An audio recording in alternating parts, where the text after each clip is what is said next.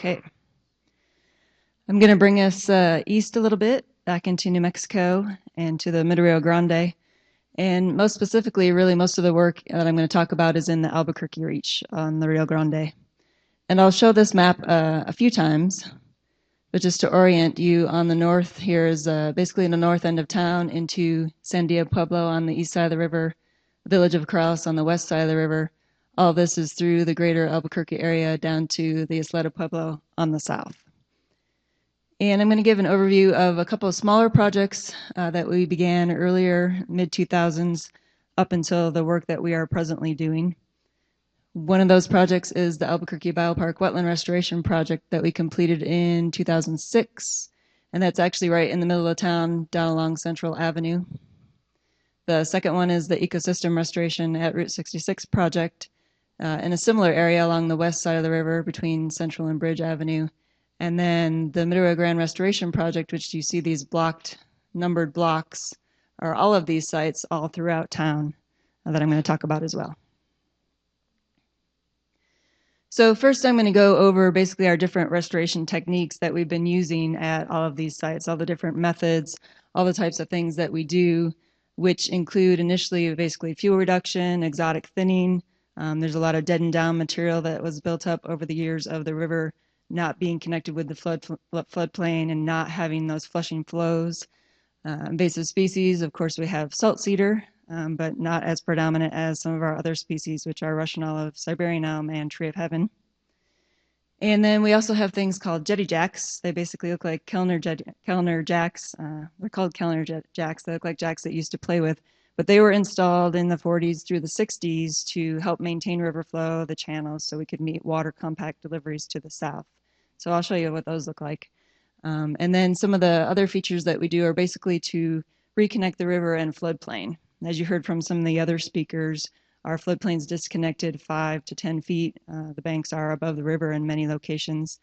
And so we do some things that include high flow channels, backwater channels, bank terracing, and all those things are pieces that I call bringing the bosque to the river, bringing the floodplain to the river, because we don't get that overbank flooding anymore.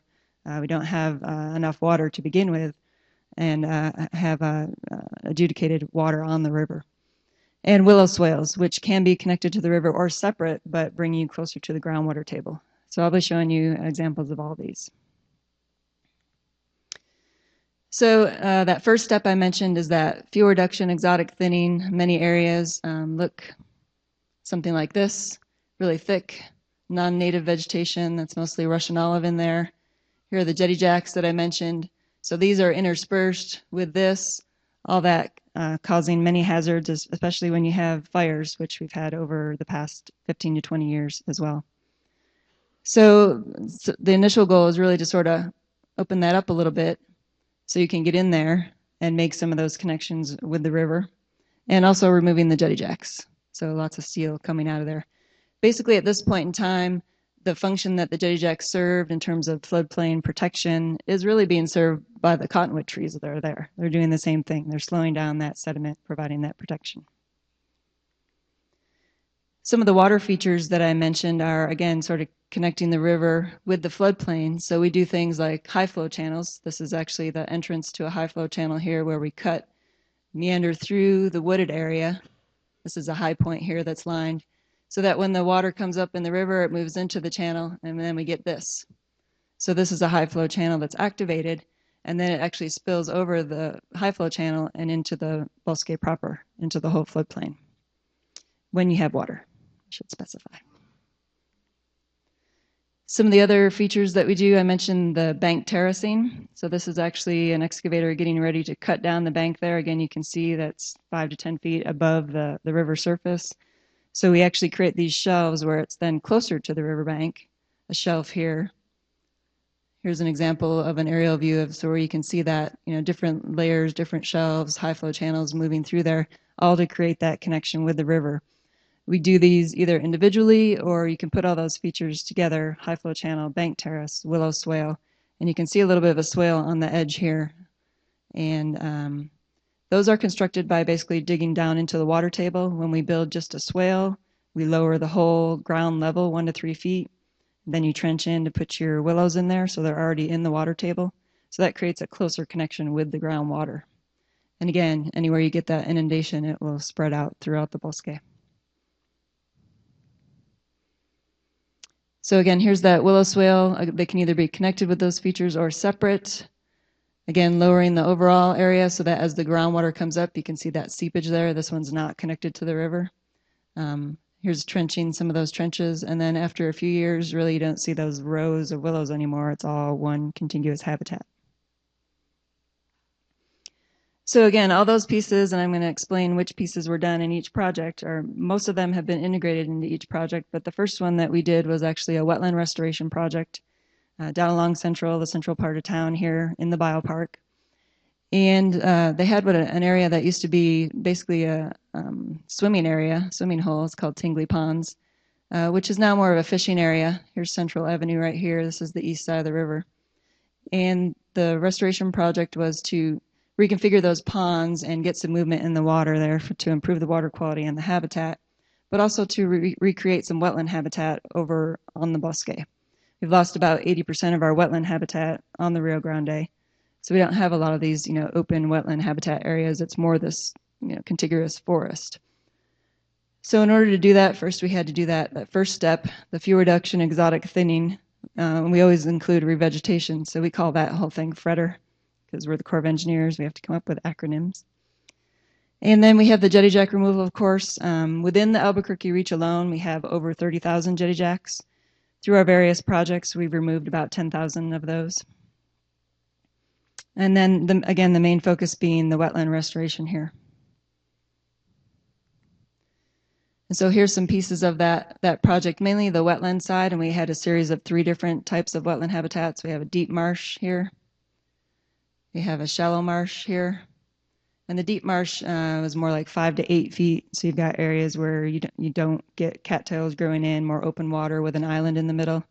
The shallow marsh is about 3 to 5 feet, lots of vegetation on the sides. And then south of that, we have what we call a wet meadow.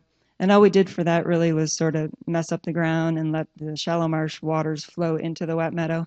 And as that occurred, vegetation established, and it's actually flowing south of there for about a mile. It's created all this wetland habitat. The second project I mentioned, that's on the west side of the river at Central Avenue. Here's Central here. And we are probably just slightly off the map over this way. So again, starting with that FREDER piece, the fuel reduction, exotic thinning, jetty jack removal. And here's where we started to integrate some of those more floodplain connection features, the high flow channels, willow swales. We also had debris removal. A lot of this area was actually used basically as a dumping ground for construction debris before it was established as a state park. We also have some Benway Weir features in there to protect some of the recreation features, which we also included in this first time around. So I've shown examples of most of these, except for some of the recreational components I wanted to show. This is actually over at the Biopark Wetlands, where we've got some viewing blinds. We also have a lot of boat access. So here's an example of a boat ramp near one of the bridges so that folks can launch their boats there, non-motorized, of course. Here's an example of a bridge across the Riverside Drain. Between the bridges, lots of times there's not a way to get across the drain, so people can't get over to the bosque and river. And then this is an example of a boardwalk trail that allowed some areas to be fully accessible, folks in wheelchairs and whatnot, to get over to the bank of the river. Okay. So now I'm going to talk about the big restoration project that we are still under construction in. And that was all those blocks. I'll show you the map again of almost 1,000 acres here in the Albuquerque area of 17 different project areas. And we had to cut that into 2 phases due to funding. The first phase we actually already completed. We started that in 2011, completed in early 2014. And that was about 2/3 of the project. And right now we're just starting the phase 2 construction on about 300 acres. And I'll show you all these areas. That construction will continue through 2017. We don't work during the nesting season, which is mid-April to mid-August, so we exclude that time period from that. And then on all of these areas, we will have up to 10 years of follow-up monitoring. We have a number of success criteria that we developed before we implemented the projects. We have to meet those success criteria in order for the Assistant Secretary of the Army to say, yes, you've met your success criteria. So there's a lot of monitoring involved in this one. And lots of sponsors. Our official sponsors are the Middle Rio Grande Conservancy District, Pueblo of Sandia, and City of Albuquerque. And that means that they are basically contributing the land to the project, and then they'll be taking on the operation and maintenance of the projects after we complete them. Under this project, it's actually 100% fully funded, federally funded. The other two projects, there was a cost share involved. And then we also have other project stakeholders within the village of Corrales itself. We're doing work, and then the U.S. Bureau of Reclamation, who co-manages with the Middle Rio Grande Conservancy District. So again, here's the map, and the phase one, again, we began in November 2011. We've got these 17 project areas, these numbers and letters I'm sure you can see, especially in the back of the room, right? So Site 1B is actually on the east side of the river on Sandia Pueblo. Sites 1G and E are in the village Corrales on the west side. The remaining sites are basically the south end of the Rio Grande Valley State Park here. Site 4A is that Tingley Biopark area, all the way down to where I-25 crosses the river at the Isleta Pueblo. So I'm going to go through some of these sites and show what was planned for each site, and then through our contractor Geosystems, who you've heard referenced in the last couple of talks. We have some nice aerial photography from when we had some really high flows in September 2013, where you can see the actual features are inundated. So this is within Corrales. This is Alameda Boulevard here in the north part of Albuquerque. These are two sites here within the village of Corrales, Bosque Preserve. And then these are the different types of features that I mentioned. So the pinkish is fuels reduction. The green are willow swales. The turquoise is sort of a willow bankline terrace area. Here's some more willow swale here. And revegetation throughout the whole area. And then we have a tiny little backwater area here. So try to remember this whole shape here. And actually, if you look at this willow bankline here, I'll show you that specifically. Here's that willow bankline looking south. Here you're looking at it north. So this again was in September 2013 when we had really high flows. And it might be hard to tell if you're not used to the Rio Grande. Our water is brown, it's not blue. So all that brown you see in here is the river actually inundating that terrace area. And I think that was about a 9-acre area. So it's a pretty big terrace area. And that's what it looked like on the ground, I think within a year or so. So you can see the willow in that area, some sunflower here, and then, oh, that was it. This one, I mentioned we're along Central. This is, again, the Tingley Biopark area. We are over here somewhere. And this shows just one big block. But there were a number of things that occurred in here. And a lot of it was also adding to enhancing the wetland restoration work that we had done, adding some recreational features. And then we also had a storm drain outfall there that we enhanced sort of the outlet to the storm drain outfall to have that water flow into the bosque, connect with the other wetlands. So here's some of the recreational features that we added. I mentioned the blinds. We also had a channel that runs between the two wetlands, and we put a bridge across the channel for public access. There's also a boardwalk feature on the edge of the river here. And then, again, that construction debris I mentioned, we still, after about 20 years of working on that through various agencies, had that construction debris out there. And so this was the last pile of everything that you could see on the ground surface anyways. There's still lots underground. This is Rio Bravo Boulevard here, which is in the South Valley. We'll be heading down this way to those of you that are going on the field trip on Thursday. And this site we call 4B. It's the east side of the river, just south of Rio Bravo. Again, we have that fuels reduction all throughout the whole project area.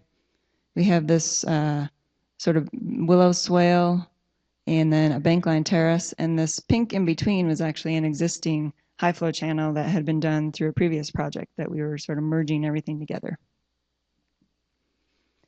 So again, that 2013 flows, here's Rio Bravo again. You can see that whole terrace got inundated into the willow swales, and this is on the ground. So you can see how wet that got. Heading south from there right now, we'll be heading south between Rio Bravo and I-25 all along both sides of the river. This area we call the South Diversion Channel. We have a diversion channel input here that's coming in from stormwater drainage. Above that, this area had fuels reduction throughout. We've got a nice large willow swale here and actually a high flow channel that runs in the middle of it and a bank terrace here. Again, here's that 2013 flow view. You can see water coming into the channel. It actually wasn't totally open yet, but it actually backed up into the channel this way. You can see that groundwater there, and then the terrace is actually inundated pretty well also. Moving further south, this site we call 5C. So again, for those of you going on the field trip on Thursday, we're actually going to visit this site. We're going to be over on the Valle de Oro National Wildlife Refuge, and then we're going to walk over into the restoration site. So here, a large area of the fuel reduction. We have some large swales here. We have sort of a high flow channel bankline terrace connection here. And again, here's that during the September 2013 flows. You can see all that willow swale inundated down through the channel here and going south and on the ground. If you'd like to come to the field trip Thursday. At the very south end, near I-25 right here, and then heading across the river, this is actually starts the Isleta Pueblo boundary. So this whole west side here is an area that we worked in, and all of this green is willow swale. These are our largest willow swales in our restoration project so far. And again, you can see the water all the way in there during those high flows. And on the ground. And a little yerba mansa, which is a native moist soil plant as well.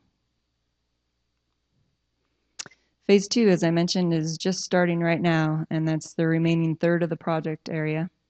There's a few sites in the north end here, 2 on the west side, and 1 again on the Pueblo of Sandia on the east side.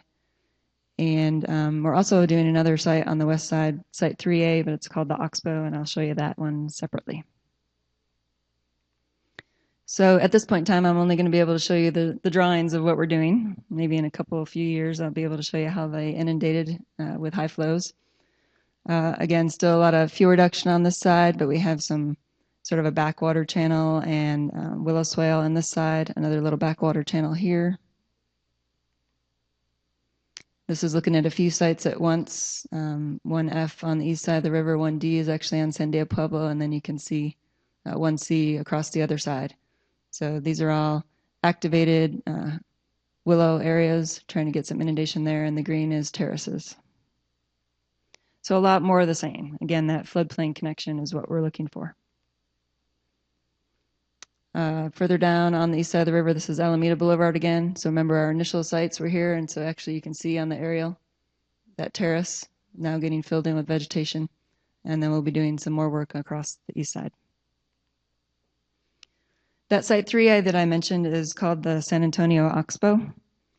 And so it's actually a 54-acre wetland habitat that's here in the middle of town. You wouldn't necessarily know it's there unless you walk to this bluff edge, which is actually, I don't know, 200 feet above it. So you don't know it's there unless you sort of walk to the edge and look over.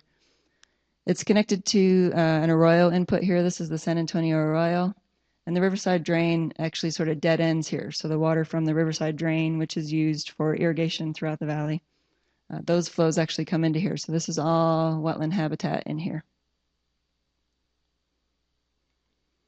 The plans for this site, and this is looking at it from an aerial view, are actually mostly on this north end here. And it's actually to ensure that connection and basically work on the plumbing is what it comes down to.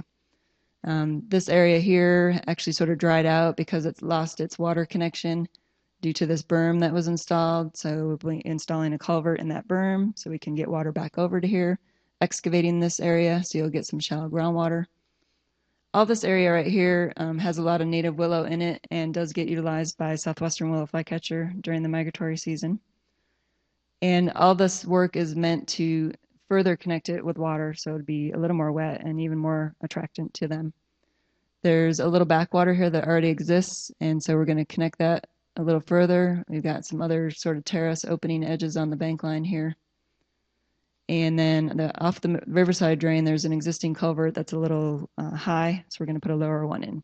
So it's all about connecting all the plumbing in through here so it can be managed to keep this water moving through here. You can see you've pretty much always got standing open water here, but we want more movement up here in and through the system.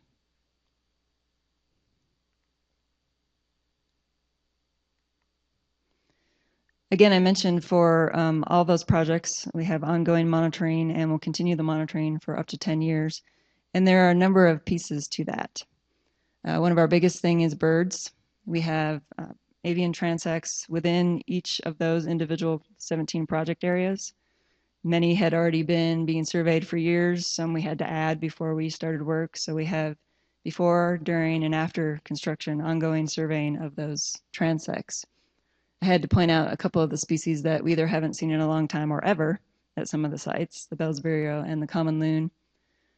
But we have, this is a major migratory flyway. So some of the things we've already seen in some of our older sites is whenever we reconnect and get some of those water features in there, we get a change in species diversity, both the actual species, but also the abundance.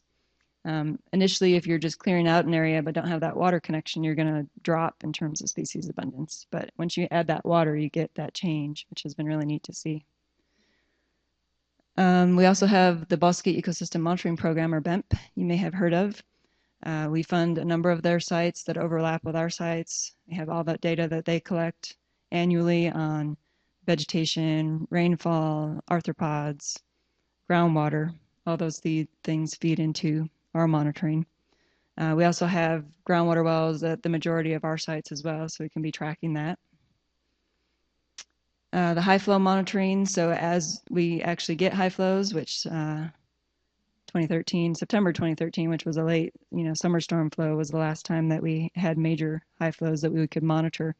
But basically monitoring our features to see when and if they're inundated, but also monitoring for species. At that time is when we would also monitor for Rio Grande silvery minnow, which is an endangered species. So anytime any of those features get activated. And then we also do, along with the regular avian surveys, we do annual southwestern willow flycatcher surveys.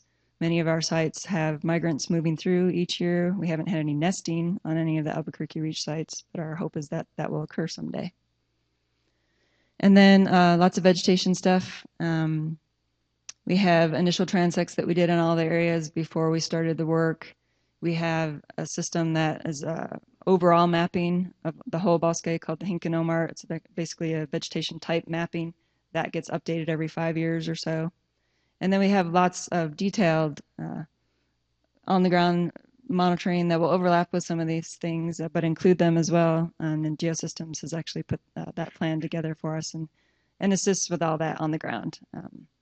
Both in terms of monitoring after construction, but also environmental oversight during construction, coordinating with the contractors and directing them where needed. So just wanted to recognize Geosystems for their help in that.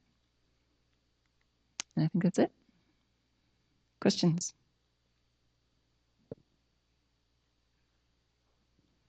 Just one way in the back.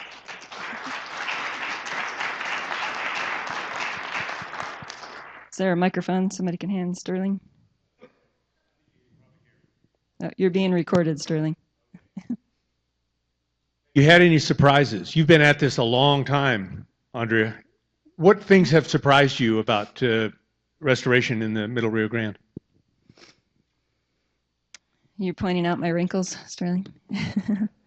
Yes, I've been out here about 20 years with one agency or another, and I don't know that I've had any major surprises. I think being a public servant for 20 years has sort of thickened my skin to that. But part of it, I'd say, is just the coordination. I mean, I've learned a lot in terms of coordinating early and often, not just with all the agencies, but all the folks that live right there.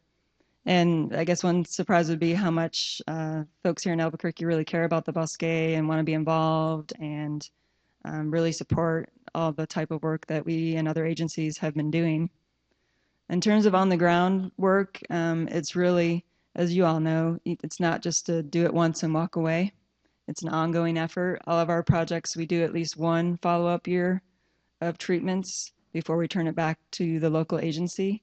But then it's a lot of work for that local agency to continue for the next 3 to 5 to 10 years to continue to manage. And if you even miss 1 year, you're almost back to where you were. So you really have to stay on it. And so that's where the monitoring comes into play as well.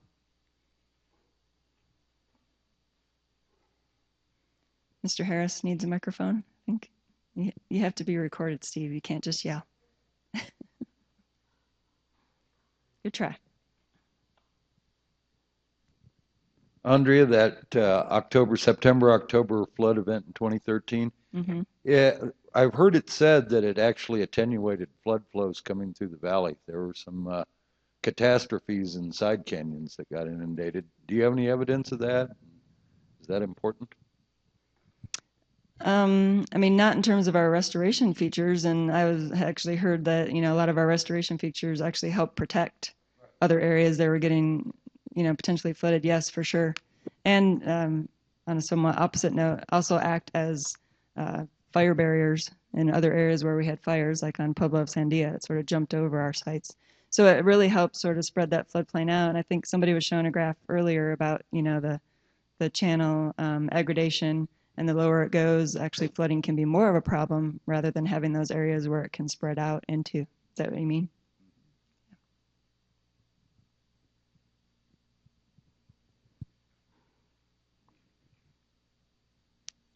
All right.